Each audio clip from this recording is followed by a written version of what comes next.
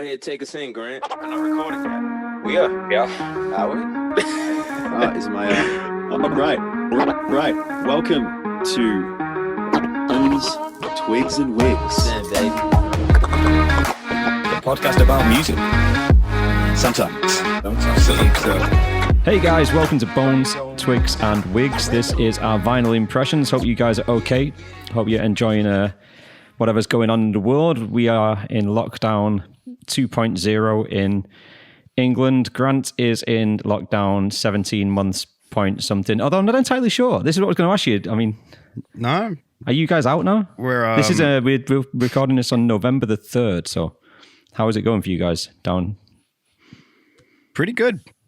Are you out? Down under. I'm personally feeling very oppressed,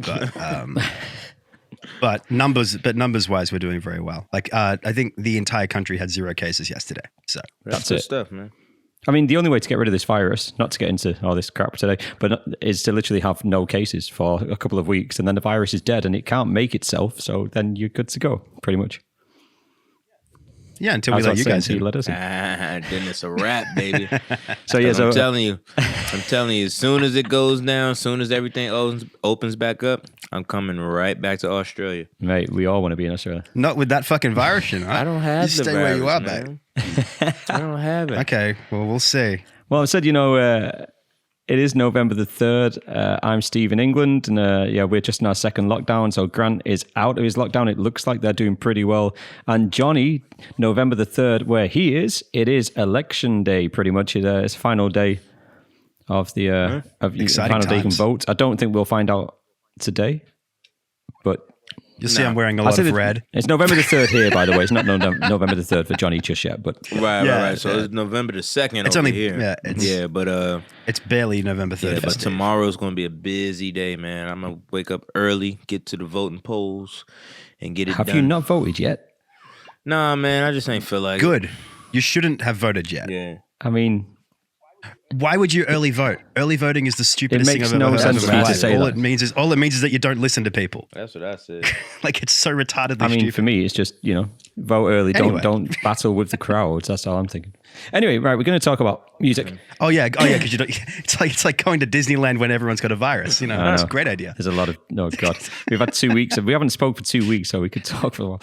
Right, so we're going to talk about the final Jimi Hendrix album in the Holy Trilogy, which we've dubbed this. I say there's another album which I pretty much include, which is a New Rising Sun, but that isn't really part of the trilogy. That was not quite completed. There's about 4 songs that were pretty much complete. But anyway, but Electric Ladyland, and I am very lucky. I have a special edition, which was an anniversary edition in this big ass box. It's a big box. It's like something that Johnny would get takeaway food in. It's big. What? That's big. It's a Yeah, that's it a looks pizza. like pizza, man. It looks like frozen pizza. Like it's not delivery, it's DiGiorno. Yeah. You guys got that? You guys know what I'm talking about? No, I like the way you said it. Oh, wait. No. Oh, you guys don't have DiGiorno? Oh man. Oh, I'm sorry. I don't mean to stop you. DiGiorno is like frozen pizza. It's like it's a brand of like Well, we have frozen right, pizza. but it's like a brand of frozen pizza, and that's like their slogan. It's not delivery, it's DiGiorno. Oh God. Yeah, you got to see. I'm gonna send you a link to like a commercial, man. It's hilarious though. I want to. Yeah, I don't know. But yeah, that looks like a DiGiorno box right there. could be. Yeah, you can give a Jimi Hendrix pizza. What would be on a Jimi Hendrix pizza they apart have from Jimi lots of Hendrix on pills? them, Well, inside it, right? There's a CD. Like all these newer things we've done. This is a 5.1 surround sound mix, and the original stereo mixes as well on here, and the making of documentary, a video, which I haven't watched yet on Blu-ray. So that's cool. Oh snap! This booklet I'll get into in 1 second because it's really, really good. One of my favorite bits of artwork, which they've made as the actual artwork for the album, but I don't think this was the original artwork. We'll double check all this in a minute Nope, because the original artwork definitely not. is this, I believe. Oh, okay. Word. No, it's Oh, not. No, not that. Jesus. Christ. Well, no, because it depends where you because The original it's the women. artwork. But I mean, Yeah, that's where he wanted the original artwork to be. But anyway, so this is what we've got here. I love this. there's some great T-shirts and posters with this and all that sort of stuff inside. Yeah. All the I usual would love stuff. to get that on the tee. Man, it T-shirt, looks that'd sick. be kind of cool. And the vinyls, I mean, you guys like your vinyls, don't you? Well, we all like vinyls, but it's like Yes, sir. really nice font. If you can see that there. I dig it. Really cool stuff. Dig it. So yeah. Very And there's some groovy. other stuff in here as well. Like, I mean, because it's special edition. So there's a live at the Hollywood Bowl. Once again, some cool artwork on these things. It's hard for me to see that you can see. And the live shows and all behind the scenes photographs and stuff. And then another one, the making of, and this is all early takes. So it's got like the first take of Long Hot Summer, the 14th take. Wow. Wow, it's got 1, 2, 3, 4, 5. It's got 5 different takes of Long Hot Summer on here. That's That's crazy. insane. I'll have to listen to that. But yeah, I mean, the album's superb. What this special edition, what they've done is, like I say, this is the original artwork that Jimmy wanted. I think that's probably the best way to put it. Which is him and the guys hanging out, I think, in Central Park. I mean, Grant normally knows more than me, or pretty sure it is. But inside here is all his handwritten lyrics that he wrote for the, like, in hotels and stuff like that. There's so many. It's beautiful. It's absolutely gorgeous. Yeah. Those special editions are good for stuff man. like that. And here is the actual album cover that they used, which he hated. There it is. There's the one. Well, all right. But and look, they used like strip joints and stuff to advertise. Oh yeah. And you can see how much Jimmy really loved the album right there. He's like, yeah, Yeah, because like, I mean, this photo just stinks. This photo just like smells. Smells really bad. yeah, man. I mean, I think that the reason why I hate it so much is mainly the way it was shot, not the fact that women were on it, but the fact that it was like a fisheye lens, so they all look strange. It's just a weird. Yeah, like I mean, honestly, like I guess it's a cool concept if you're trying to be different, but at the same time, it's like it's kind of bland. You know what I'm saying? Yeah. So especially compared to like the album covers that we've seen. So Yeah, thus and far. look, and this was the alternative one that he mocked up as well, which is the one I've just shown you. And he even put the font on there. They all figured it all out. Yeah. And he put his notes on there and all that sort of stuff. And then Reprise said no, because they like to market him like the wild man of Borneo and the women and the sex and all that sort of stuff. But yeah, this booklet's amazing. I mean, it's just to see all the handwritten notes of someone like Jimi Hendrix. Like, Yeah, it's that's just, pretty dope. Yeah, there's loads of stuff in here. That But is yeah, pretty but the dope. art. I mean, this is, I think, his best album. I think this is the most complete Jimmy can be. The songs are there, the guitar playing's there, the studio techniques were better, so they could do what he wanted to do. Right. He overdubbed a lot of the bass, so the bass playing's a bit better. Sorry, Noel. He got a lot of people involved. There's some great jamming bits like Voodoo Child. I just think it's just a solid album. And Johnny, is this like the first time you listened to this album as a whole? Yeah, because I've heard, bits and pieces. Like there's and I don't want to jump ahead or anything, but you know how we're gonna do like our top 3 faves or whatever.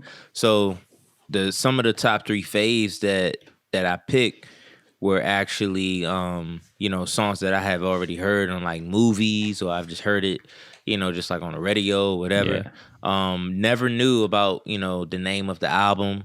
And like I told you guys before, if you guys have been following this whole Jimmy Holy Trinity episode that we've, whatever you want to call it, you would know that, I respect Jimi Hendrix, but I've never been like a super Jimmy fan, or like, I never really like sat down and like studied his stuff until now, So, yeah, man, like, this is my first time like listening to the entire project, and I'm like you, bro, like, I think this is like the best one, what I'm saying? But that's me, like and that's me speaking as like a newcomer, a new Jimmy listener, you know what I'm saying? So, Yeah. might be a little might be a little biased, but you know. Yeah, I think with this album, I don't think any Hendrix or guitar fan or music fan can not really like this album. I think it has a lot going for it, but it's definitely down to personal preference. If you think this is the best, I know that Grant, I think it's Axis you prefer, Right? Yeah. I mean, what I have reasons for that. I was going to say, what reasons? I mean, I know why you love the album. Before. I know how much. Yeah, well, it's more my own aesthetic idea of what an album should be. Right. This album is the most eclectic one. He dabbles in lots of things that are vastly different and throws it all together. So it's more like, to me, it's less of an album and more of like a track collection. I can see that. Whereas the previous album very much seems to flow as one entity. Yeah. So I'm more of a fan of an album showing clear direction than just throwing cool songs on and going, hey. Right. Like, oh, this works. Yeah. That's why I like Axis more than this album. That makes sense. Do you not think that on here though that he's getting to express himself in the clearest way he has so far? You know, he's honed his craft a bit more, especially the studio. Him and Eddie Kramer and the guy. You know, I mean, there are many stories about him doing so many takes of certain songs and certain things that, like, the manager, Chas Chandler left, Noel Redding left, like, he was a nightmare because he wanted it to be perfect. Like, he had the vision for this, whereas the other ones, I think, were slightly rushed because of the nature of contracts at the time. Yeah, well, Axis is, you'll notice on that album, everything more or less is like 3 minutes or less because each track was designed to be played on the radio. Yeah. Whereas this one, you get like a 15-minute cut or a 8-minute cut or like multiple versions of a song and stuff like that. So it's, you know, he's more free on this album, I think. But there's also you know, the odd blatant, you know, little song, you're going to go out into the world and you're going to sell my album song, like the Bob Dylan cover and stuff like that, which, you know, he'd been doing forever anyway. But in fact, actually saying that, it's on this record. Which records do you think on here were written with the express? I mean, I'm not saying he wrote them to be commercial. I'm not entirely sure. You generally, I think that just happens regardless. But I mean, I would say Crosstown Traffic and probably Watchtower. But Watchtower isn't a short song. But it's a previously well-known song. Yeah, I suppose, yeah. So it's easily accessible to the layman. Yeah, and it's something he'd done in his live shows forever, hadn't he? Yeah, he's got. So it's not really a cash grab, but it's you know, you guys know what I mean, but yeah, it's because it's definitely something that like you said, he was already doing for a long time previously. But there's a reason why that song's on the album. You know. I mean, I'm not entirely, I was going to say this might be controversial, but I don't think it is. I was going to say, if I think of a cover song that is better than the original, the first one is always Watchtower that pops into my head. I was about to say, it's usually a Bob Dylan song that pops into your head regardless, right? It's like, oh yeah, Knocking on Heaven's Door, Guns N' Roses. I mean, or on the Watchtower, Jimi Hendrix, or Dave Matthews Band. Now, school me. They do a dope Watchtower. School me on this though. So, who did the original Watchtower? That was Bob Dylan, right? Mm-hmm. Okay. Yeah, most hit songs in the 70s were originally Bob Dylan songs. That guy's got to be making. He's got to be making bank, all those fucking man. hippies, man. But the interesting thing. Oh, he's a rich man. Yeah.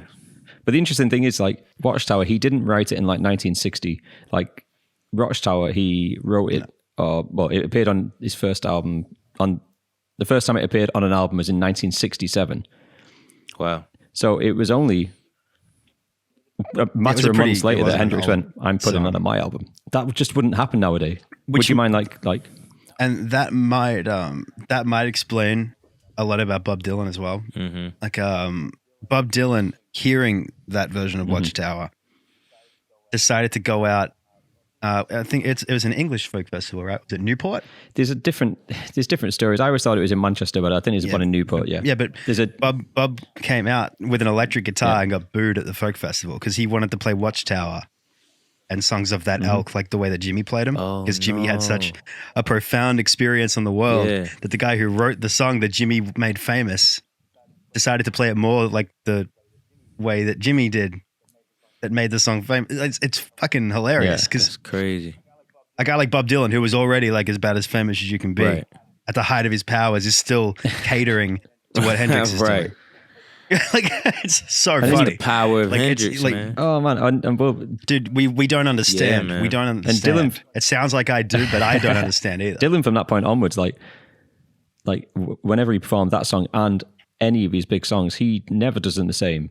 Like he changes the arrangements, the keys, the chords. Being in his band must have been a nightmare because we'd turn around to the band and say, "We're going to do this set. Cool. I've decided to change a few things." Like, oh, for fuck's. Like, but can you imagine the reason why he has to do that is because you got so many people covering your tracks and like doing like, I mean, I don't want to sound rude to like the Bob Dylan fans out there. Oh, go for it. Well, I'm just going to say it. You got people covering your songs and then they're like killing it and like in a good way. Like they're like demolishing your songs, man. Like, you know what I'm saying? Because like I said. And not just in the 60s or the 70s, you the know 80s, what I'm the saying? 90s. Like they're like killing these tracks, bro, you know? So it's like, of course, like when you go out and you perform it, you know, you automatically think like, man, people want to hear not my version of the song, but they want to hear the cover song, like the cover version, the new arrangement, you know what I'm saying? So yeah, and it's funny too because I don't know what he was thinking, because he's going to go out there with his Fender Stratocaster, turn all the way up, and his full band, right, all of that. You know what I'm saying? I kept you. Hey, buddy. It doesn't work. Just play it the way you played it. I think What's Dylan, what he liked doing was he was so well known for acoustic folk songs. Yeah. And then when he decided to go and play more electric stuff, in his head, he's like, what is the point in just doing the same songs but with drums, bass? No, I want to do different versions of. And I thought that's cool. I mean, I've seen Bob Dylan live once, and he was amazing. It is cool. But I didn't recognize two of the songs. Like, he was playing a song, I was like, I have no idea what this is. And then at one point I heard the lyric, I was like, oh, because he changed it that much. Right. But that was in like 2001, so Bob was probably 106 then. You know, he's still going now. Like, I was about to say, like he's still alive, right? Yeah, man. If he's Bob still Dylan around. dies this year, if Bob Dylan goes this year, that's it. I am not leaving my room. That's 2020, man, right there. Man. Nah, I feel you. Hey, Sean Connery went out like a bus. But hey, we still got Betty White, Golden Girls. Still there. That's my boo. We got some people that are hitting 100 next year. Like I think Betty White is hitting 100. Prince Philip is hitting 100. Oh, he is. Yeah. Next year. Next I think June. Prince Philip has been gone for a while. He's just like it's like batteries or something. Dude, mate, you don't understand how much I follow Prince Phillips. Like, bro, crazy. Because me and my friends, the Riddells, and Scotty, we have this celebrity Deadpool that we've had since 2016. No. I've never done that actually. And so you had to pick someone in politics, someone in entertainment, and someone in sports. Who you thought was going to go first, and the first person to lose all three wins $30 from each person. So it's it's like $120. That's terrible, bro. My three people were Prince Philip, Jake LaMotta, and Stan Lee. So Jake LaMotta went pretty much straight away because they were all like 95 at the time. And you got Stan. Jake LaMotta went, and Stan went. Prince Philip just won't die. Bro, you are terrible. Like he was last year he was 98 and he only just then gave up his driver's license. I'm like, this guy ain't dying. I'll tell you what, if he goes, you know who's next? Keith Richards. Like, no, he'll never die. No, Keith Richards will never die. Passes away? He has that young virile Swedish blood in his veins. Can you imagine if Keith passes away? Imagine what will the music world do if Keith passes away? Because everyone else is like how has he survived? Like if he dies of COVID, if that's what gets him in the end, I'm like, God, heroin couldn't kill him. Somehow I don't think that the music industry is going to be that affected. Do you really think people like Cardi B are listening to the Rolling Stones? No, but you know what I mean? Like one of those legends who's like, we're talking about Jimi Hendrix now, who passed away at 27 and blah, blah, blah. Like for someone to be there during all that period and still be alive, like they lived life to the excess, so far to the excess. And does he still smoke? Not as much as Keith Richards. Yeah, that's what I mean. Keith, does he still smoke? Keith, in my head, he's always got a cigarette. Yeah. Oh, he's got his cigarette and his headband still. He's like, hey, fuck But you know how that goes, though, man. Like I know an old lady, God rest her soul. She smoked cigarettes, man, up until she was like in her 80s, like early 90s. And then as soon as she stopped smoking cigarettes, she died. Like I'm dead. They were keeping her alive. Telling you, that was the one thing that keeping her was the one alive. thing keeping her alive, Nicotine. bro. And like you would think that'd be the one that thing. Next nicotine hit. You think that'd be the one thing that'll take her out of here, bro? I'm telling you, it's the corporations, man. and the government, It's a and they're all out to get you. conspiracy, man. Conspiracy. It's a conspiracy. It's QAnon. Man. QAnon and all these people are out to get us, and Donald Trump is to save yourself. you, and he's gonna Save yourself, man. Look at Johnny. Get yourself a white Russian, put on the Big Lebowski, you'll be fine. There you go. But bro, like for real, man, like the day she stopped, bro, it was just like, yep, that's, well, I'm not gonna say the day, but like, yeah, man, she didn't last like the second that pack right out, she was gone. I'm gonna stop smoking. Just like, you know what I'm saying? I'm going to look after myself. Yeah, all right, I'm gonna stop talking about this lady, but well, there's all those conspiracy theories that Jimi Hendrix was murdered. yeah, but then of course they're gonna be like, oh, the Illuminati and all that other stuff, But you know what? That does seem like a common theme amongst like the 27 Club. Mm-hmm. That right, and that's why there is a 27 Club. It's like how they're all guys. convenient They all seem to all these rock stars that die in horrible accidents or whatever. They all seem to just get clean about like 6 months before they die. Like Stevie Ray Vaughan just gets clean, helicopter crash. Right. Amy Winehouse just gets clean, dies in an apartment. Mm-hmm. I mean, I'm not sure Amy was ever clean, to be fair. For whatever reason. Well, yeah, I mean, was she really clean? But Robert Johnson, someone poisoned his alcohol, so he never actually got clean, but he did start the club. But there's a long running theme of these rock stars like getting off the stuff that's supposedly killing them, and then 6 months to a year later, then they die. No, but like I would even say too, and like before we get back on topic, I would even say before just making a major life change, because I thought of Bob Marley. Now Bob Marley wasn't in the 27 Club. He died when he was like 36, but Bob made a few changes right before he died. So like a lot of people, they try to throw a conspiracy on that, like well, yeah, but I mean he just died because he was stupid. What you mean? Well, he died because he got the gangrene in a toe and he refused to have it amputated, and then the infection spread and killed him. That's why Bob Marley died, because of his Rastafarian beliefs. It's because of the belief. I don't know much about the Rastafarian But here it is, though. thing. Because Apparently, he refused to get his body part up, his amputated. But here it is, though, because like some people say that he died from like cancer.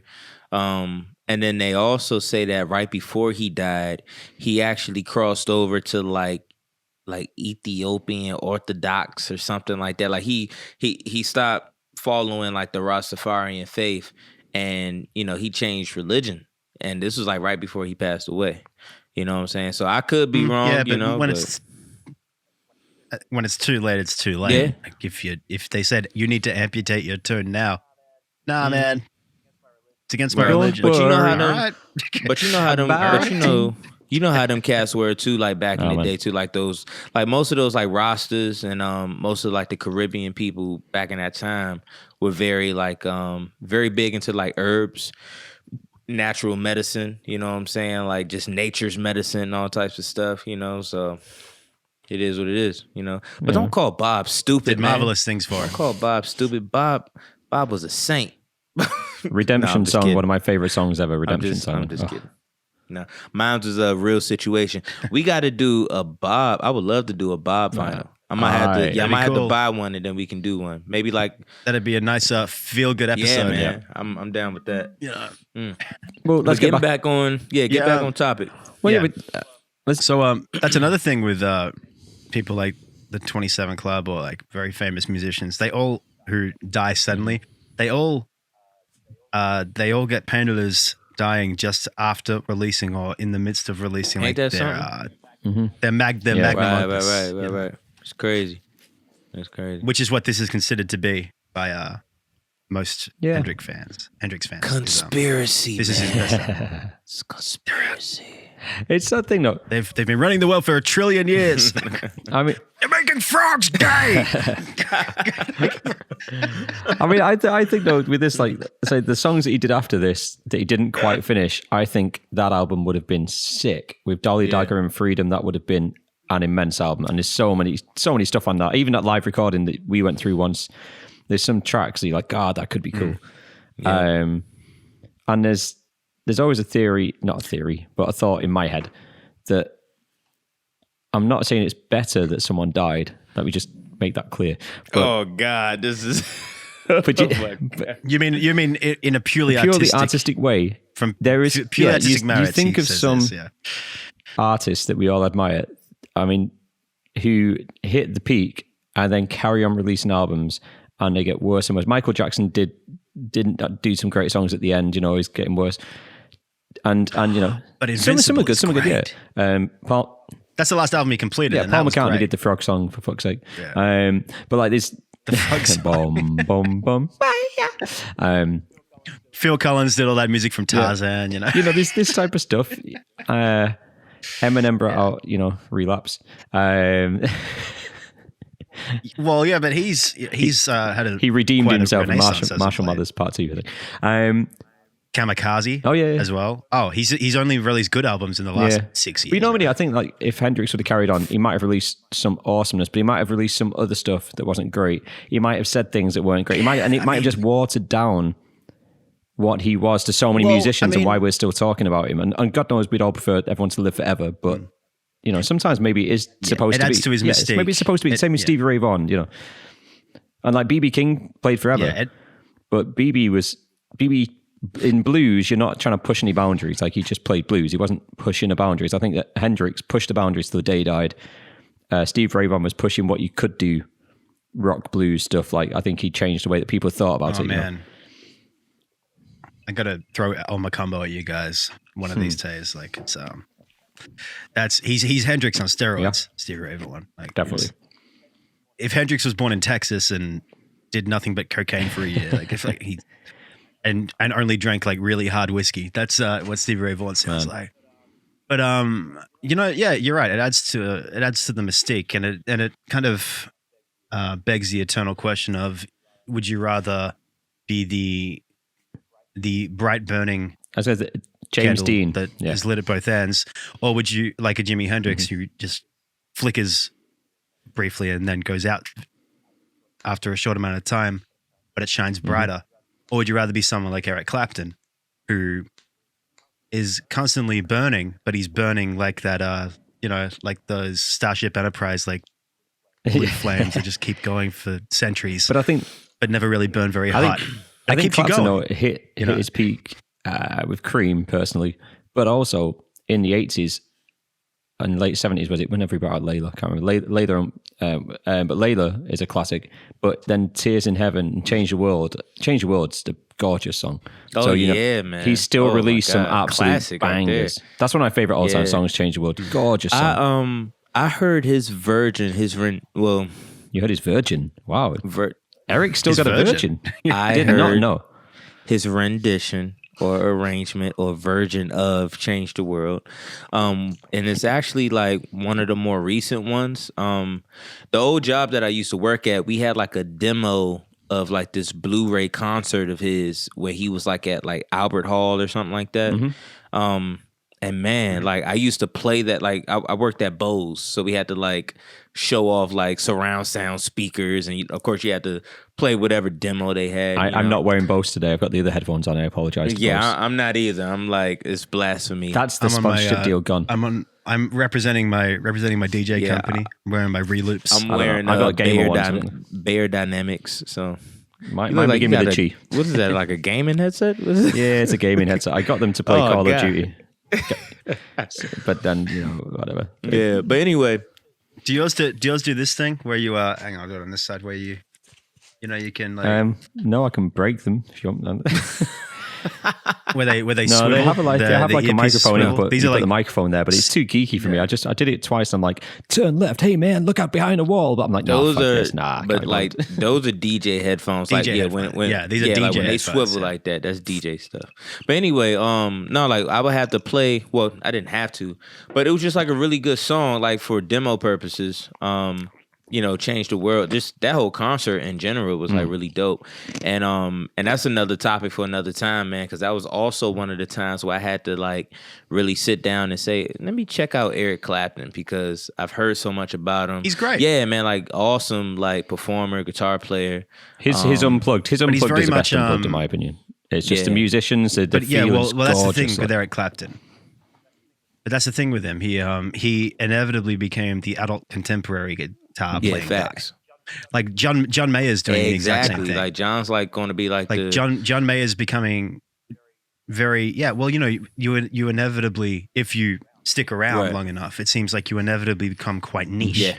Like when was the last time you really saw like say a Kanye West album in the chart, like really in the charts? Like you might get one here and there. But to have something that is at the forefront of society, like when graduation came out, he's become more niche. Yeah. Right? John Mayer, since Continuum, has become more and more niche. Eric Clapton has just been, he's 40 years of becoming more and more niche to a certain demographic. Yeah. So I would probably assume that if Hendrix was around for, as long as Clapton, he probably would have done the same thing. Definitely. Maybe to a different specific niche, but he would have more and more catered, like, not catered, but appealed to a more and more specific audience. Do you think audience.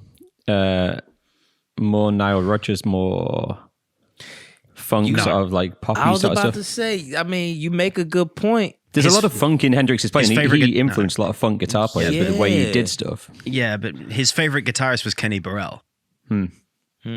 Well, he would have gone more like Miles Davis. Oh, maybe. And yeah.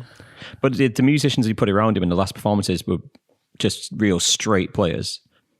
Like he went away from the Mitch Mitchell freedom. He went more for the straight like R&B sort of beat. So Well, do you think like... So he might have been more like George Benson. Yeah, I was going to say maybe that was giving himself more freedom behind a really straight beat, so he had the freedom to go. Yeah. But like, I was thinking like, do you think he would end up being more of a... do you think he would like, if he was to do like funk, you know what I'm saying? If he was still here and he still had time to like make music and he ended up doing funk music, like wouldn't he just like do it for the people? Like you got some artists who are just like, you know what, like I'm going to switch it up for the people. I know I can do it. I know it can be done. Let me just do it just to do it. You know what I'm saying? I think so. Like, I don't think Hendrix has the discipline to play funk. Well, I mean, he would have done his version of it. I don't think he would have been the first one to do it. At the end of the day, he would have been there with the pioneers. He probably would have changed the sound of funk, I suppose, if he was involved in it, the way we think of it now. Well, I mean... Funkadelic is exactly what he would have sounded like playing funk. Right. But what's wrong with that? I think right? Nothing. I fucking love Funkadelic. Like, but I'm saying like to like, but I don't know if you're thinking funk in terms of that really, I don't know. This is just a me thing. Like to me, that really lame, like Nile Rodgers style funk.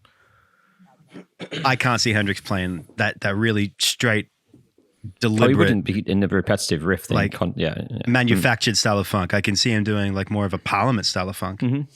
Or but Hendrix ain't playing cool in the game. You know what I'm saying?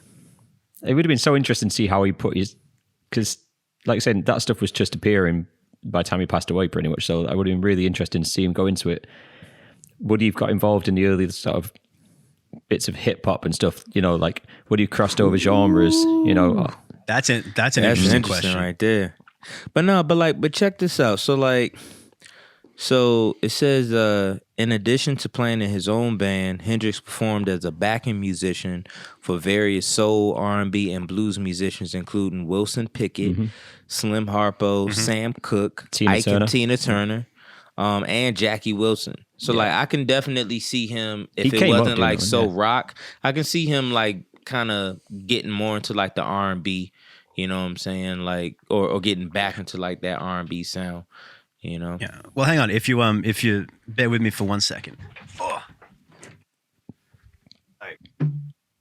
Which one's this? Just knocked the $30,000 guitar on the microphone. Great, good. No, but see, like if you listen to Hendrix play anything, like yeah, this is the crown. Is that the Fender Squire guitar? Actually, well, the guy that built this did work for a little while in the Fender custom shop. Man. That was it's called Corona in California. Back in the early 2000s. But there are 13 of this guitar in the world ever made. Jesus Christ. I think six exist, and I'm trying to hunt the rest down. But like Hendrix would have a way of playing stuff that's very gospel influenced. Like he'd go, like if he plays an A, he wouldn't just go, or he wouldn't go. Or any of that, he would go.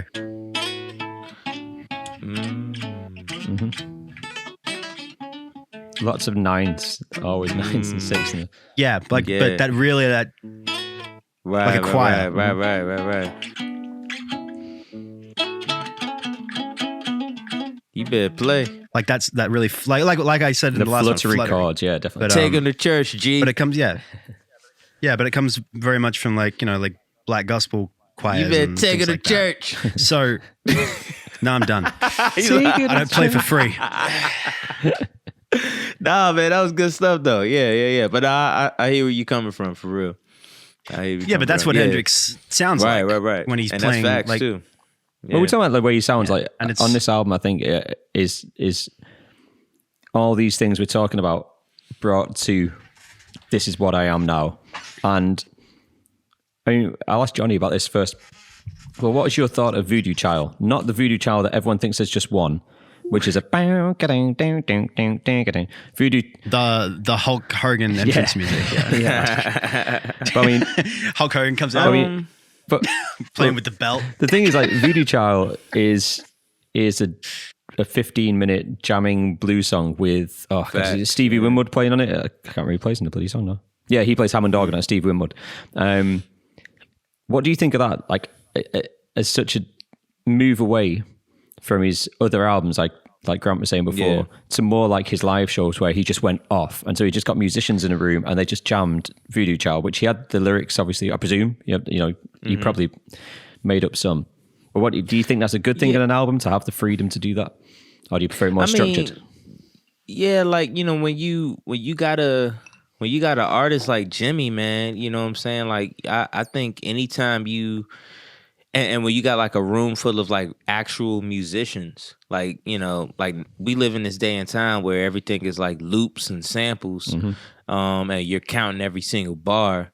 And we also live in, and we've had this conversation before, like we live in a day and time where songs are like super short, you know what I'm saying? 2-minute songs, like 2.5-minute songs. So like I'm all for, just like jamming out on like record, because you never know what you might get. And it makes me think of like a Herbie Hancock. You know what I'm saying? Yeah. Like Herbie, man, like he's like, this man, he's made some songs that are like considered, some of like the standards. I can go to like any jazz club, or I can sit in with any jazz band and be like, yo, let's hit Watermelon Man. Let's hit Chameleon, Yeah, and we want to punch you in the face. Hey, but no, like I'm telling you, man, like that's just like, that's one of those like simple, it's one of those like simple. You're right. Yeah, it's right. Like, it's one of those like simple go-to songs. I can talk to like a high school kid and be like, yo, let's hit Chameleon. in the original key, and he knows exactly what I'm talking about. I can talk to a college kid. I can talk to like a 50-year-old man that's been playing sax for 50 years. Like, you know what I'm saying? Like those are just like, they're just considered the standards. But like when you listen to cats like Herbie, you know, like he would like ride those songs out. You know what I'm saying? And he'll have the whole band just like kind of doing their thing. And I think that's one of the other reasons why like I really dig Jimmy, because Jimmy, you know, definitely he kind of kept up with that thing too. You know, like when you listen to like rock music today, nobody's like rocking out, like nobody's jamming on songs nowadays, man. Everything is structured, which is cool. You know what I'm saying? If it sounds good, it sounds good. But back in that time, bro, like it was like, nah, man, like, yeah, we're gonna have some structure, but when I point to you and I tell you the solo, when I take a solo, that's what we're gonna do. You know what I'm saying? So I'm here for it. You know, I dig it. Well, do you know the interesting thing about I used to say, because I used to always finish my set with my old band with Voodoo Child Slight Return. You got to play that intro. Exactly. You know, so you start the wah wah, waka, waka, waka, waka, and you hear that wah wah, and the second you hear the wah wah, people are like, oh, and then the hi hat. Well, the reason why that song even came about is because they had a film crew come in, and they were just going to film them just to add on to this documentary. And so they were saying, hey guys, just play something. We're going to film you. It doesn't matter. And that's Voodoo Child's Slight Return. That's like probably the most Jimi Hendrix song. And it was just because they said, just make it look like you film it, just to make it like you're recording. Wow. And Jimmy's like, well, yeah, we're jamming through Voodoo Child yesterday. Let's do Voodoo Child. Let's make it like a slight return. Let's make it like a little return to the song. And that blows my mind that you can have this massive jam. From that massive jam, you then create a smaller jam. And people don't even know the original song. They know the interpretation of it.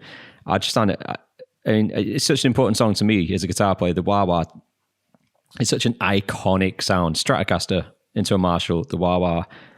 When you hear that, it's goosebumps. It's still goosebumps for me because I don't hear it very often.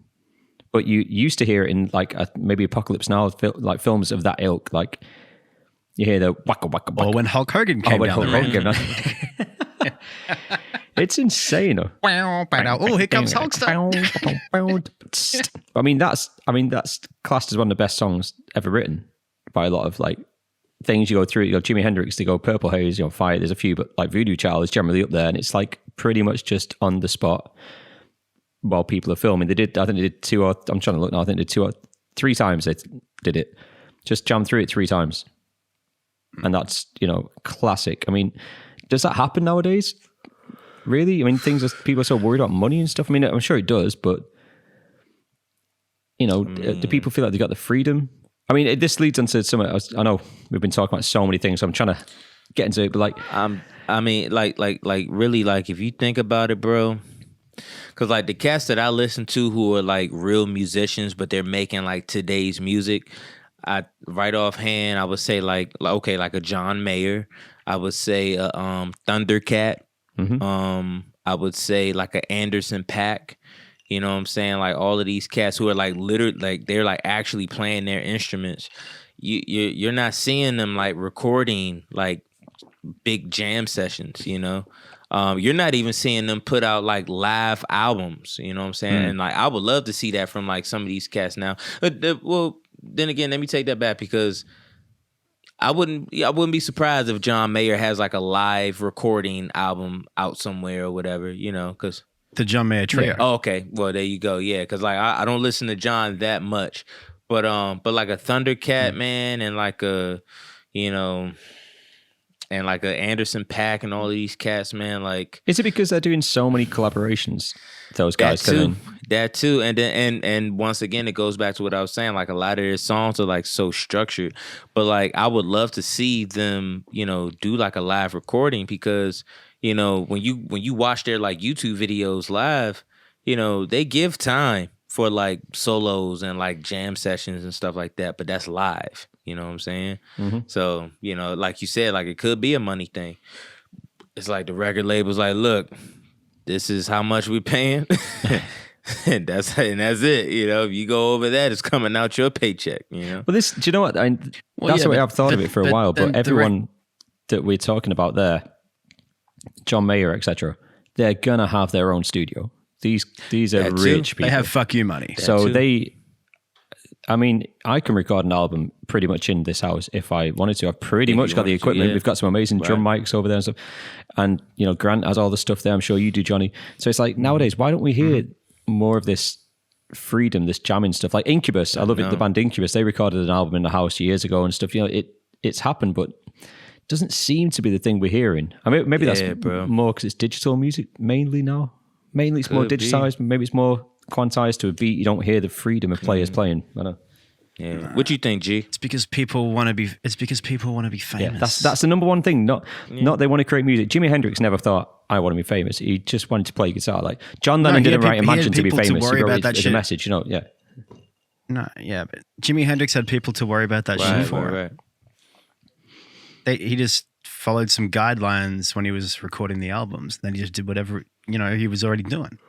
You got to. There are some really good artists like the Dave Matthews Band who don't care. They'll do whatever they want because, I mean, they've always been doing whatever they want.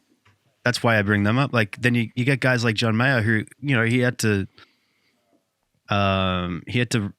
jump through all the hoops for quite a while, but then once he got the fuck you money, like I said, like the fuck you money. That's the phrase. That's what I was trying to think of. The fuck you money is very important because then you can do what you want. So I would assume that John Mayer is doing whatever he wants now. Yeah.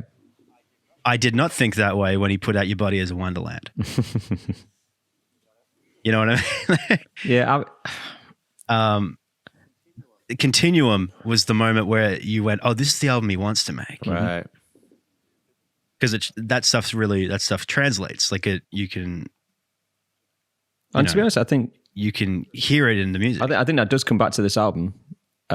Because this is the album that I think Hendrix wants to make in the sense of, like you were saying, it's not quite cohesive in the sense of his earlier album. But then again, Axis was only cohesive because people made it cohesive. Yeah. Yeah, good point. This is Jimi Hendrix with some fuck you money. So this is probably more what he would want to do. Yeah, and which I think is probably why most people like this album the most. Yeah, and I think like the first two albums, Mitch Mitchell, Chaz Chandler, the manager, who, if the listeners don't know, Chaz Chandler was the bass player in The Animals, so the House of the Rising Sun and whatever. So he made his money and then became a manager and found Jimmy and did all that. And then when he got to this album, he was like, there was, lots and lots of people, women in the studio, lots of drugs, all this sort of stuff. And he's paying for it. I'm saying he's paying for it, it's coming out of whatever the forward there. And like, Jimmy, we need to get this song done. On the first two albums, he was saying, that's the take, done. And Jimmy was like, okay. On this album, Jimmy was like, no. And they did like 50-something takes of Gypsy Eyes. Just Hendrix and Mitch Mitchell in the room. Because I think at this point, Noel Redding used to go to the pub and just have a few drinks because he was so sick of waiting. And then Jimmy would play bass and overdub anyway. But 50-odd takes, and by the final one, like, Chaz Chandler just quit. So his manager walked out. Then his bass player walked out. And I think he was just like, well, fuck it. I don't care. I am now Jimi Hendrix. I don't think he would have said that with a complete ego, but I think he would have been like, no, I know who I am and I know what I want. And if it takes me 70 takes, he's already got, he can fund it himself. Mm-hmm. It doesn't matter. Like he can take as much time as he wants. He can do whatever he wants. He can do it however he wants to do it. And he can do it as many times as he wants to do it. Yeah. So, which, like I said before, like to me doesn't necessarily translate to the best overall album, but it would translate to the most honest representation of the artist. Yeah, that's a good way to put it. Over this is the all encapsulating Jimi Hendrix. It's the best like kind of snapshot of what his personality's like. Yeah, and his personality was a little bit out there, so it makes sense. To start with, Under God's Made Love, which is insane. He's a little all over the place. Yeah. Well, I mean, he's a wild child. Well, let's get down to it. I love this album. That's Iggy Pop. I've always loved this album. Well, the fact you can start this album with Under God's Made Love, which is just nuts. Even now sounds nuts. At the time, like the technique of slowing down the tapes and backwards and like all the stuff he was trying to do with Kramer. It was ahead of his time, man. Yeah, man, to start an album with that once again, like in the previous album, how do you start Axis? There's another whatever the crazy beginning to Access is. The radio thing. That was pretty trippy too. Thing, right? Yeah, so you think about Or 67 and ESP, 68, like starting with this shit, like when people in the 80s and 90s were putting skits into hip hop, they were like going, yeah, we're cool, we're putting skits in. It's like, yeah, it's cool, but don't forget the guys who did this stuff in the 67, they were putting in crazy stuff. Like before that, it was just 3-minute pop songs, Yeah. I mean, well, like I said, like it's Hendrix and the Dead, and then and the Grateful Dead, of course. Then music changes. Well, you need it. You know, and we did the Dead album where it's like they have that 8-minute thing where it's like, that destroyed my brain. That absolutely broke what me. was that? What was that one song that I liked? Was that Grateful Dead? The Machine? No, that's Pink Floyd. no, that's Pink Floyd. Yeah, man, I'm mixing it too. Yeah, I didn't really care for the Grateful Dead album, but Pink Floyd, man, that one song. Oh, you like the commercialized roped in version of the chaos. Welcome to the machine. Yeah, that's oh it. my God, it was so like trippy, man. Like, gee, I had to pull. I was listening to it in the car. I had to pull over. I was like, Jesus Christ, what am I listening to? But Well, what do you you guys, huh? I was going to say, like, I know Cheese got to get going at some point soon. This is tough for me to put so I won't do it first, but like, let's start with Chi. Like, what do you reckon your top 3 songs on this album? There's 4 sides to it. There's 9, 10, 11, 12, 13, 14, 12, 16 songs, 15, 16 songs. If you include Under God's Made Love. What would you say your top 3? There's some obvious ones, and then there's Yeah, I might be a little more cliche with this one because this is the album full of all the Hendrix stuff you hear first. Like I said, you don't hear the bold stuff first. You hear the Are You Experienced and Electric you Ladyland hear stuff Purple first. Haze, Hey Joe, Voodoo Child, Watchtower. Yeah, Foxy Lady, all on the Watchtower. Yeah. So yeah, I'm probably gonna say like Voodoo Child's Slight Return, just because I remember having to learn it. Like I remember, it's just one of those songs that if you're a guitar player, like it's a milestone moment when you learn it. knock that one out of the park. Well, it's because it's probably the song that you learn how to actually use the wah pedal. Probably. Yeah, because it's not just a rocking. Wow, You've got to actually time it. Because you're not just going quack, quack, quack, quack, quack, quack. You've got to really like use Mel it. Rogers. You're actually making the guitar mouth the vowels and the consonants that you want. What was that slick thing I heard you say? Oh, I don't have very much respect for Nile Rodgers. I don't understand the draw. I heard you whisper something under your breath, but I got you. Yeah, yeah, because he just does this with it. He Right. just does. It's a purely metronomic use of the wah wah pedal, whereas Hendrix literally makes it talk. You know, in one of the songs in Rainy Day Dream Away, Hendrix it talks. I mean, Hendrix and Frank Zappa invented the wah wah pedal essentially. Like it was originally an effect made for saxophones. Interesting.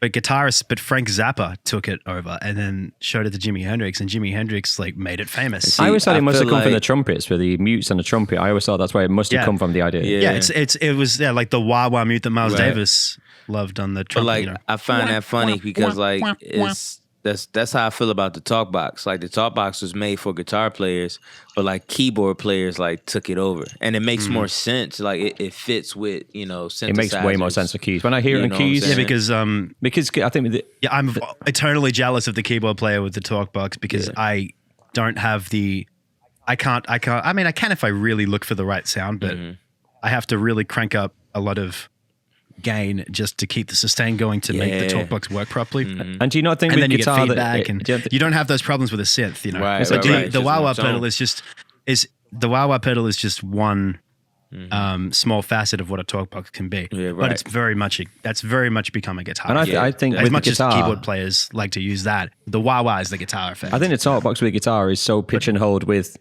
Living on a Prayer and Rocky Mountain Way by Joe Walsh. They're the two. Oh, Peter Frampton, bro. Well, Frampton, sorry, as well. So the three. Do you feel like we do? That sounds like Kermit the Frog. But yeah, so Why are there so many? Oh, piggy. But so Voodoo Child Slight Return. Yeah. What else? 1983, A Merman I Should Be. I mean, I'd turn to be. It's a great tune. It's so out there. Like it sounds like it should be an Axis. Yeah, it sounds that's like it should why be I an like it, Axis. That one to me, but that's probably why I like it. It's because it's a lot more fluttery. Yeah. That's what I think of when I think of Jimi Hendrix. I think I used to think Voodoo Child and Foxy Lady, and then as I became a real fan, so to speak, like as I actually like dove into the archive a bit more and did some history, then I became. Then he, to me, seems like more. I think of him as fluttery. yeah. Now, so like yeah, and then I think. Long Hot Summer Night. I love that song. I absolutely love that song. Yeah, I think just to I think that seems like a good 3 for me because you've got the really famous guitar song, the real like poppy song, and the real like Oh, actually, what's your worst song? Because I know what mine is. I think I already told you on the last album. The worst Yeah, song. because it shouldn't be on the goddamn album. There were so many other songs they could have used. There were so many other songs they could have gone with. But he was being polite.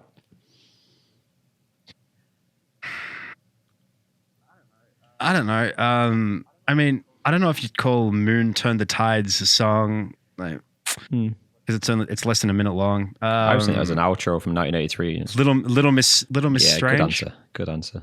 Maybe, yeah. That's probably where you're It's not going. ready. Right? It just goes Hendrix, shit English song. It just goes meh.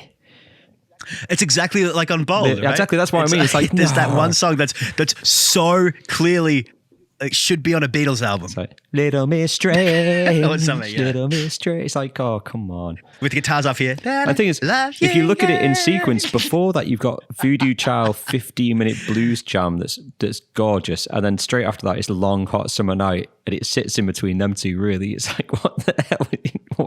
Why? So what are your 3 then? Your 3 Voodoo Child, and then after it is Come On, which right? is awesome. And then after that you get that People talking, come on. You're like, ooh. Earl King cover. What about you, Johnny? Did 3 stick out for you? Yeah, so I got I wrote some notes. You know me. I know. Sad no. Definitely all. Well, not I don't know why I put all. Anyway, Along the Watchtower. Definitely, man. That's like classic. Like when I think of Jimmy, I think of that song. That's like my favorite. Well, it's a Voyager spacecraft. It's been on song, so many disc. films. It's a golden disc. It's a golden So many disc. films, track, so many so films. it's hard to. That's not just think that. like that's the one for me, man. Like I think of when I think of Jimmy, I think of that song, and I think of the national anthem. Yeah, and that's it. in every film, if they go, I remember when I was back in Vietnam. It'll have the flashback, and as a flashback goes through, it'll go dum dum dum dum dum dum, Right. dum, and then a helicopter will fly. It's like a helicopter, right? It's like, and all of a sudden you get. But they're all. And if it's not that, it's Voodoo Child. Or it goes. But like just like his approach to that song, man, it's just like it's so soulful, bro, and it's like something like you never heard. The guitar solo is one of the best ever. Out of here. Like, Well, it's a middle guitar solo that goes. Yeah. It's hard, then it breaks down to a slide guitar, then it breaks down to like a clean, like a double stop, like harmony guitar, then it goes back up again. In this one middle section, it's so orchestral the way you thought about it. It's just crazy, gorgeous, man. It's crazy, and it's like I remember like listening to it over and over again, and I was like, something just told me. I was like, man, let me like try to find the lyrics and like really like focus on the lyrics. And I fell in love with just like the words. I was just like, wow, like that's Bob Dylan's genius. It gets Bob Dylan. It gets deep. What he says. What he say? Builder man. No. What's the lyrics? Drink my wine. What's the part where he says? Something about drink my wine. And businessmen, they drink my wine. Yeah, businessman, they drink my wine. Plowman, dig my earth. Yeah. Like, oh my God, like it goes deep. Man, none will level on the vine. Nobody's what it's worth. But yeah, man. So Bob like, Dylan. If you guys haven't checked out definitely- Bob Dylan, check out Bob Dylan. Like Blood on the Track, Yeah. stuff like that. Like Blonde, Yeah. like Bob Dylan's lyrics. I'm recording a Bob Dylan song. Oh, this really? week. Which one? I got to do a version of "Don't Think Twice." It's alright. Great song. With a friend of mine. Great song. That things to look forward to. Anyway, your other two because I'm running short. Yeah, on time. I got you. So, Crosstown Traffic. Crosstown. The chords, the Like, jazz chords, and gonna I be on all heard one three, of the I cats playing it in the studio. I heard someone playing it on piano, and what are you playing? What are those chords? And they went, oh, it's this, and this. I went, cool. And then like just went and wrote the song. So, Yeah, man. Like just and like the lyrics on that one too is like pretty dope. It's kind of funny, you know. It kind of makes you like kind of vision, you know, like what he's talking about. You know what I'm saying? What else? Come on. That I knew you'd choose that. Yeah. But it's funny because like I actually heard that sample before, like used in like some hip hop. The people hear me but they just don't know. Yeah. Just like that one line, like that's been sampled like a lot. So that kind of stuck out to me. So when I heard the song, I was like, oh snap, okay, and I dug the song. And I got some honorable mentions too, like Rainy Day. Yeah. Dreamway. I dig that one, like mainly because like the sax part, you know what I'm saying? I thought it was cool. He had like a sax in there.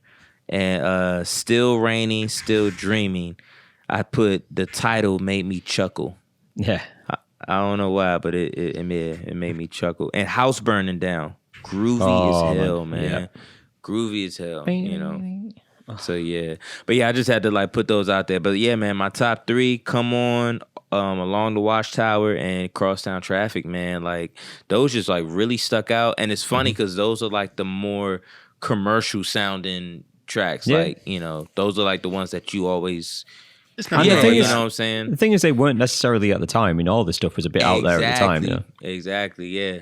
Yeah, but like you said, like, you know, you listen to a movie that's based on like a certain time period, and when they you know, they use Jimmy's music, those are like the go-to tracks right there, man. You know?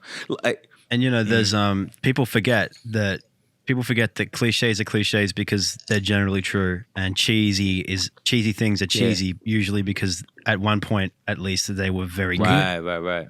Like, They have such a cultural something that's considered impact, lame and tried is something that's considered very lame nowadays because it's played so much is only played so much because it was that good. Right. Agreed. You know, so that's something that people tend to forget. Man. Well, I think. But yeah, man, good chat, guys. You know, It's a good album. Steven hasn't given his dang, song my bet. bad. Don't let him get away with this shit. I'm rushing. I actually was hoping you'd forgotten. I was just going to get signed out. He's like, I can't choose. No, I have to go and pick my dad up to go gambling. He's on gotta horses. do this Like, it's stuff. not like I can be 5 minutes late. To They've that. had It's freedom okay. in Australia. You know, they've had it so easy all year. There you go. Yeah. Well, we're talking right now by this next coming weekend of maybe getting rid of the masks. Wow. Mandates. Well, I mean, because where I am, we've had no cases in like over 2 weeks, and Melbourne's down to 0 as well. So it's like, it's looking pretty good. man. once That's it's got good past the 2-3 weeks mark, then you get. And I still can't play a gig. It's unbelievable. This Thursday, we're closing all bars, all hairdressers. Everything's going back to like Jesus badness for the entire country. Good. I'm sick of being jealous I know. of you. Crazy. I'm over it. It would I'm over the coincide with jealousy. you guys being free. You know. Yeah. Hey, remember when we all got sent home? I said, Steve, you could just come and live with me. We'll do some gigs. The thing is, imagine if I'd gone, yeah, fuck it. You made your I know I choice. did, and I would have been sat in your house for the last 6 months not doing gigs. Yeah, exactly. Yeah, but you would have had some really expensive That's a and very fancy good point. guitars to play. Well, let me choose my 3 before I forget. Yeah, go ahead. Oh, God, this is difficult. I'm going to go for Long Hot Summer Night because I think as a guitar Yep. riff, that is Hey, that one's sick. all three. All three All of us chose three. that song. Yeah. Common ground, boys. What a great guitar riff. What a riff. I have to go with Gypsy Eyes just because I played that. Well, I tried to play it with the band once and it didn't work. He never did it live. Like, that's something when we go back on the ship, Gypsy Eyes, I'd love to do that because you need more than one guitar player. And yeah, I don't know if you need keys for it, but Gypsy Eyes is just such a tune to me. But yeah, Long Hot Summer, Gypsy Eyes, and then every other song apart from Little Miss Strange. I hate that song. I love House Burning Down the way it sounds like something on fire at the beginning. Yeah, and then man, just it's breaks crazy, down to the right? riff and then goes off. Still Raining, Still Dreaming for the... oh, is it Rainy Day, Dream Away with the talking wah-wah? Rainy Day, Dream Away, isn't it? Burning of the Midnight Lamp, I know you haven't mentioned it, but I remember learning that on guitar, and that's another one, wah-wah, that taught me how to use wah-wah. I sat there go, bow, bow, wow, wow, wow. I was like, how that? I thought it was on keyboard, but it's on guitar. You know? And like the chord changes are quite complex compared to a lot of the other stuff. So I remember learning that years and years ago. But yeah, I'm going to have to go for Voodoo Child. It's hard not to, man. Yeah, Like, it's a good one. it's such a And staple. either of them, to be honest. The Voodoo Child, the original, Yeah. the long one, is such a sick, deep, dark, bluesy. And the Voodoo Child that we all know, that was the last song of all my sets, pretty much. And playing it behind my head and with my teeth and all that. It got me a lot of money, that song. Well, not a lot of money. Yeah, Well, you paid know, my it's bills. guitar intros. It's what guitar intros. It's that Smoke on the Water and Sweet Child of Mine And also, right. like those two you just spoke, of like famous guitar and intros. like you just said, it's there with the famous guitar intros and like Walk This Way and whatever. And it's also one of those guitar intros that everyone plays wrong and it sounds shit. You know, it's one of those ones you just go, why? No. It's when you hear somebody in like when they do the bam, bam, bam in the key of E, like power chords, you know, stuff like that. It's one of those when you hear Voodoo Child played with open strings and things. I'm like, "Meh." But you know, yeah, it's like listening to people play Black Dog, and you're like, dude, come on. But yeah, I mean, But yeah, what an album. It's hard to pick a top three. It is. It's Man. like you said. The whole album was great. Like, I didn't even mention Watchtower. Even Yeah. though the album. No, well, you don't need to. It's that. That's it's it. that iconic. Well, You don't even 1983 need is to an mention important song Watchtower, but, as well for me in different ways. Come On Part 1, like Earl King, to do an Earl King cover on the album, it's a great choice. He played it in bands for years. That's why he wanted to do it. He always did Killing Floor live as well. He was going to put that on, I think. Crosstown Traffic, because of the scat singing is beautiful in it. Have you ever been to Electric Land? Him singing in head voice is really pretty. You know, there's so much to be said. And rare Exactly, too, right? you know. To hear Hendrix. Well, he had no confidence with his vocals. Recording this album, he hid behind like a wall. He wouldn't let anyone watch him record vocals. Like, you know, it helped that he probably had two women giving him head while he was doing it. And There you go. But anyway, yeah, it's a great album. That finishes our little trilogy on Hendrix. I've enjoyed Finally. this. It's great. This has been I fun. know it's taken us This is way over. longer than it It- should it- have. we're, COVID has a lot to be blamed for, but the last couple of weeks is just being unorganized. But if you guys can get the album, get the album. Here is the album I've got in my hand. This would have been one of the. This is one of the three that it would have been, but the one you might see. I don't know. I can't. Yeah, that's the way it should have been. There you go. So if you go and get this album, right. this is the 50th anniversary. Now, go and listen to it. Before It's we amazing. sign off, though, how much did that whole special edition, I think it was like 130 quid. wow, Jesus. Which, when you think about it, ain't a lot. Worth it's like it. 3 albums, Blu-ray stuff, all Nah, you got the a point. beautiful You got a booklet. point. This, Yeah, I mean, it's definitely worth it. I mentioned this booklet before. I mean, if I just choose like one page, I'll just show you. Like, Yeah. That's a great example of why you buy the vinyl. Right. It's Look at all the that cool stuff, man. Because look at like all the visual yeah, artwork man, look at you that get photograph. along with It's the all album. that. Yeah, That is true. that's great. I love that. Well, That's thank you really guys for hanging out with us today. I'm sorry we've not posted for a little while if you've been seeing where we are, but then again, I'm sure you understand because of, the world. Also, 3 different time Yeah, zones. it's just like, clashed recently. the second one of us works. It's very It's hard so to find hard, common bro. ground. Man.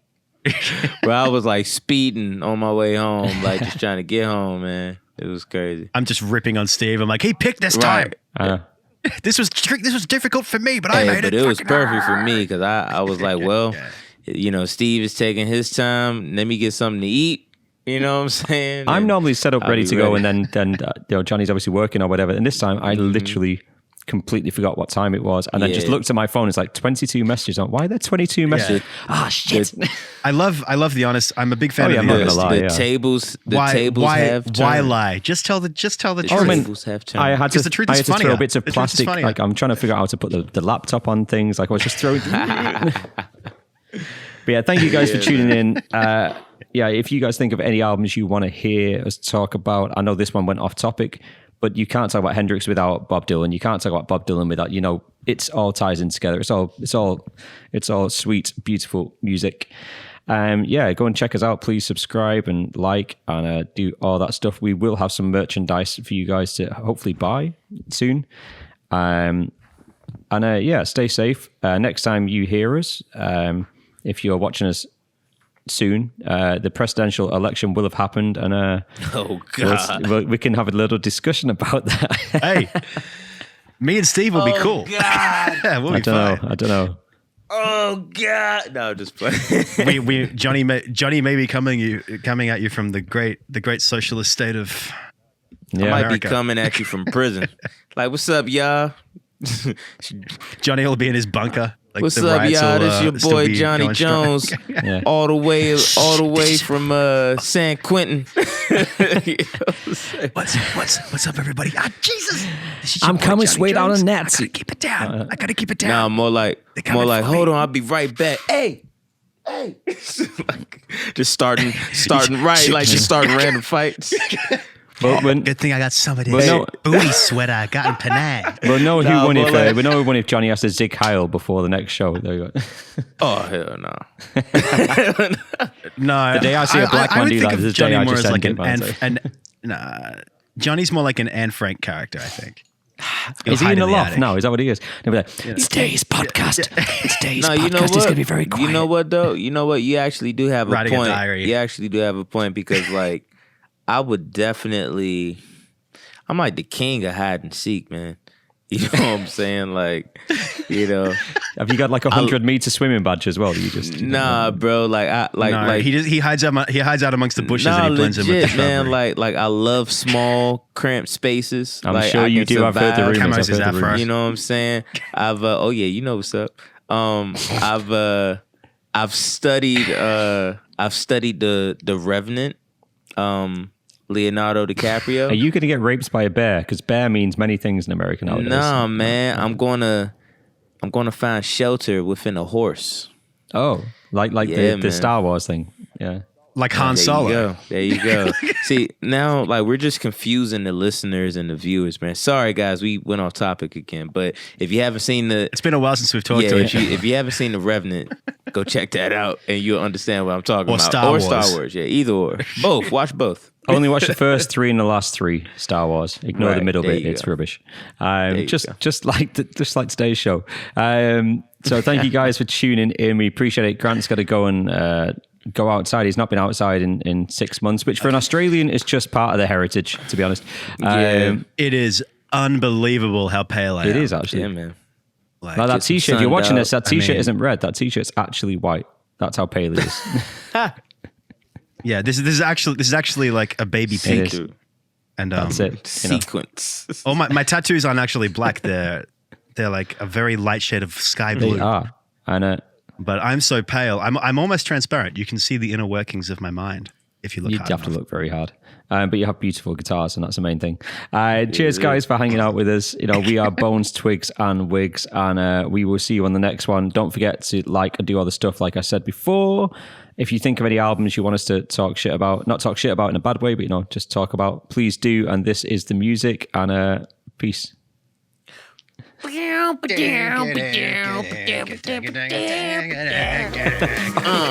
What?